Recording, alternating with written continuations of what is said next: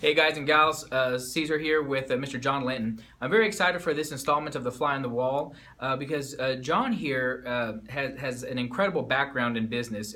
He is a former CEO of Secure Info Corporation. It's scaled from $500,000 to $50 million in 3 years.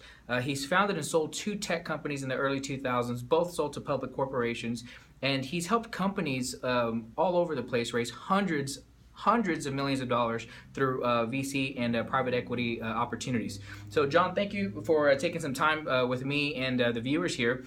What we wanted to talk today about was you have had the opportunity to sit down in all different arenas in business and seeing where people are getting started at the beginning, some of the middle stages, and then the exiting strategies.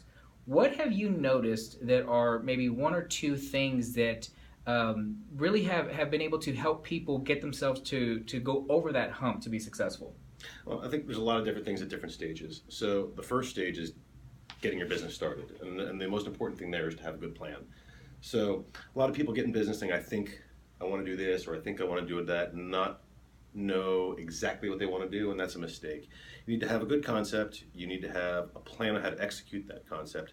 Understand what it's going to take, both as far as time, money, and resources, and think it all through, whether it's pricing strategies, whether it's employee strategies, but document, it doesn't have to be a formal business plan, but at least understand your financial plan and your business execution model. So a lot of people fail to have all those pieces in place when they launch a business at the early stage. So that's probably the first thing I would focus on if you haven't yet started your business. As you start a business, and I'll call this early stage, which you have a little bit of revenue or you just started to grow, there are a few common mistakes. Number 1, people always think it's going to be easier than it is, so they don't put in the effort, or they get paralyzed when they hit a challenge. And challenges or problems are simply challenges to overcome, and you got to push through that. If you're not willing to deal with the challenges and the stress, probably owning your business is the wrong thing to do, because you will hit speed bumps and you need to push through them. The other thing is staying true to your plan. And that's not saying that you never change direction, but a lot of early stage company will, what I call, chase the butterfly, or they'll chase the money. So they'll start with a business plan. I want to do X. I want to sell widgets. I want to build this service business. And they find an opportunity in meeting with potential clients that, well, that client really wants something a little bit different, but I could make some money doing it. Well, if you do that, it takes you off your primary focus.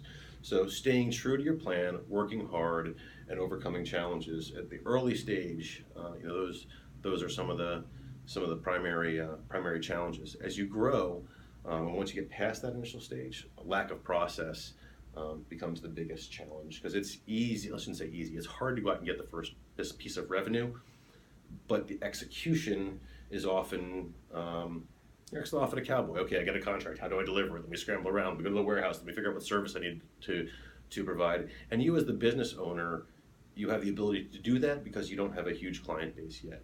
But as you bring on new clients, as you bring on new products, as you have different distribution methodologies, you can't do that without process and the people behind you to support that process. So I've seen a lot of companies implode because they fail to have the process in place to support their growth. That is all some really valuable information that all of us here are able to absorb and soak in. Something I wanted to ask. So being able to see a company go from 500,000 to 50 million, I mean, that's a huge gap, and to do it in 3 years. It was a challenge. I mean, that is incredible.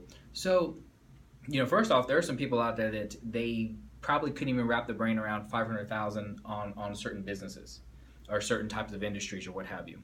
But to go into a $50 million range and then, to do that in that short period of time, what, in your opinion, was the determining factor to say, okay, you know what, we turned on the gas or went to that point? What would that be? If there was 1 or 2 things that without a doubt, if you hadn't done it, it wouldn't have been there. So that one was we just went for it. So in that particular business, there were some larger opportunities out there, and we were the little engine that could. Everybody told us we couldn't do it. You'd never get this contract or that contract, and we really thought out how we were going to approach the market and show the market that we were capable at our size of delivering something that a Northrop Grumman or companies that are multi-billion-dollar defense contractors can deliver, that we could deliver it better. And we did that. We had a very proactive strategy and a very unique presentation that was thinking outside the box. And Awesome. And it really helped us. Awesome. So before we leave, we like to leave you with, one or two tips to take in and apply to your own business and day-to-day life.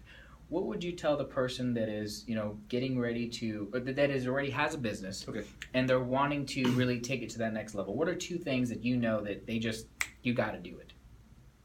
You got to have a plan. You got to execute that plan. You have to have the attitude that you're going to run through all barriers, and you've got to be willing to put in the effort to get there. It's 90% effort, as long as you're following a plan. And then the next thing is have the processes in place to support what you sell.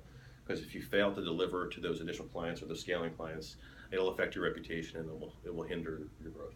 Awesome. Thank you for your time, John. We'll be talking to y'all next time. Take care, guys.